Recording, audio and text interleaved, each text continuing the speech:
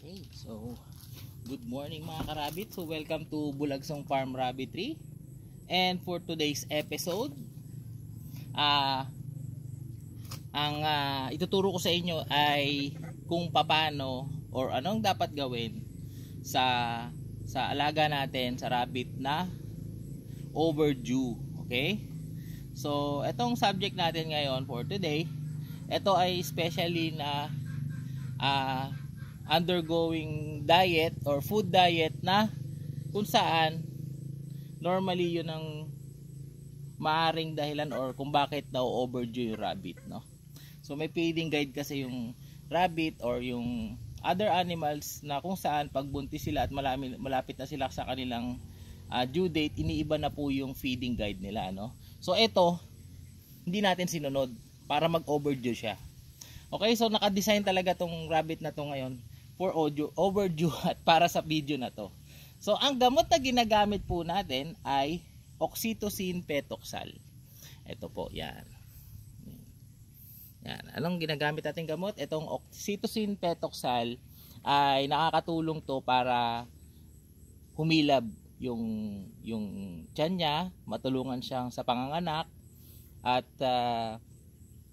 pag yung naninigas yung suso, namumuo yung kanilang milk, ito rin po yung ginagamit. Iba lang ang dosage, depende sa gamit. Okay? At sa klase ng hayop. Kasi ito rin ang ginagamit sa kabayo, sa baka, sa baboy, aso, pusa. Pwede to. At sa rabbit. Ginagamit ko rin to sa rabbit. Pero ingatan lang natin yung dosage. Okay? So, para sa size ng rabbit, ang recommended and tested ko is 0.2 lang. No, 0.2 using small syringe, yung 1 ml syringe. 0.2 lang po. Tapos ito ay intramuscular. So ibig sabihin sa muscle siya ibabakuna, no? So pag binigay na natin 'to sa kanya, ibabalik na kagad natin sa cage kasi in few minutes possible na lumabas yung mga anak niya. Ang problema lang, maaring hindi sa loob ng nest, maaring sa loob. Pero nagde-nesting siya, okay? So nag-nesting siya. Okay? So ang date niya is already overdue na ng 2 days. Okay? So 2 days ng overdue. So kailangan natin siyang bigyan, otherwise maaring mamamatay na yung kits sa loob. No? So tara, bigyan na natin siya ng gamot, no? So gaya ng dati sa ibang previous video natin, ang pagbibigay natin ng injectable vitamins or injectable medicine na intramuscular ay laging sa pigi, yung thigh. Yan, dito yung hita, no? Bibigyan natin siya dito at slanted lagi. Yan. Tapos dahan-dahan mo lang i-administer yan, no? Bigay mo lang ng dahan-dahan. Tapos bawi. Tapos massage. Okay? So tara, dadali na natin siya sa cage.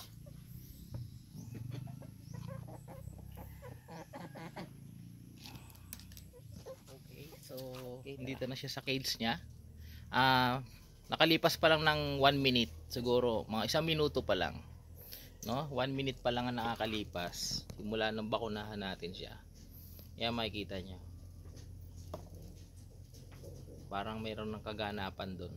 Ayun na, you know, first kit lumabas na. Ayan.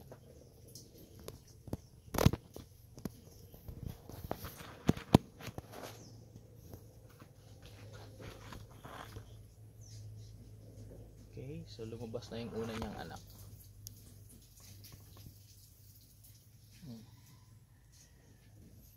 Nililinisan niya.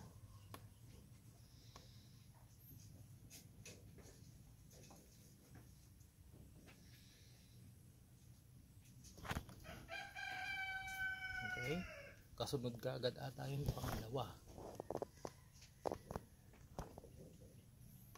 Ganun ganun kabilis yung yung gamot, no? 1 minute pa lang simula nung bigyan natin siya ng oxytocin petoxal.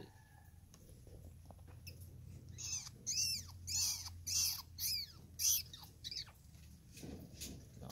So ang ginagawa niya, hinuhugasan niya yung anak niya, dinidilaan niya yan, tinatanggal niya yung nakasupot, no? May supot kasi yan parang sa baboy. No, para makahinga yung rabbit, kailangan alisin 'yon. Yan, kaya yung ginagawa niya, dinidilaan niya. Okay? So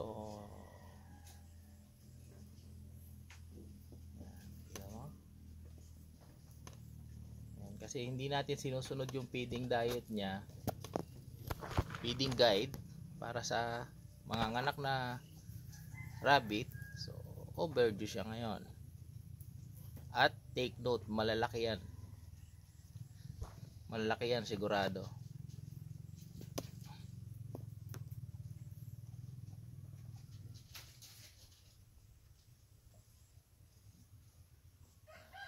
Kaya matatakot, di niya kinakain yan, no? Kinakain niya dyan yung supot. Yung supot ang kinakain niya, at the same time, dinidilaan niya na rin para malinisan. Ang sigla nung anak niya, oh. Dumidede ka agad. Hi. Relax ka lang, sige.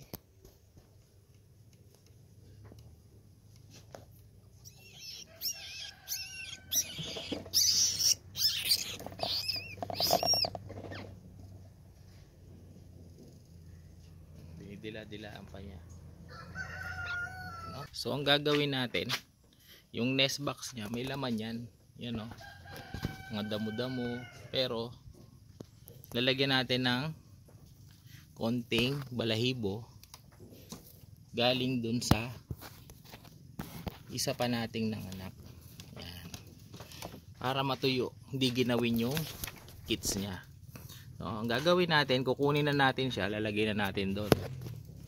Okay, tapos yung nanay, ilapasok na rin natin sa loob para doon na siya sa loob manganak. No, kasi sunod-sunod na yan no, dumidede na agad, oh. Ganyan kalakas ang kits, no? Pag mga na-overdue. Basta tama lang yung oras, wag lang masyadong malayo. No? Ngayon na, oh yun, kita mo, lumabas. So yung lumabas na yun yung pinaka inunan niya nung kit na to, no? Kasunod niyan, another kit uli, tapos isa uling kagaya nun, inunan. Yan.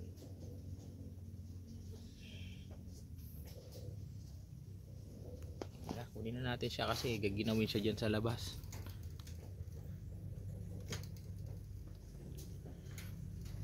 Tuyo na siya, tuyo. Lagyan natin siya doon sa loob. Okay. So si mami, papasok na lang din siguro natin siya doon sa loob, para doon na siya magtuloy-tuloy kasi sunod-sunod na yan, Okay, so yung ginawa natin, pinasok natin yung anak niya doon, tapos nilagay na rin natin siya doon sa loob, no? So bahala na siya dyan. So balikan na lang natin siya mamaya kung ilan yung total.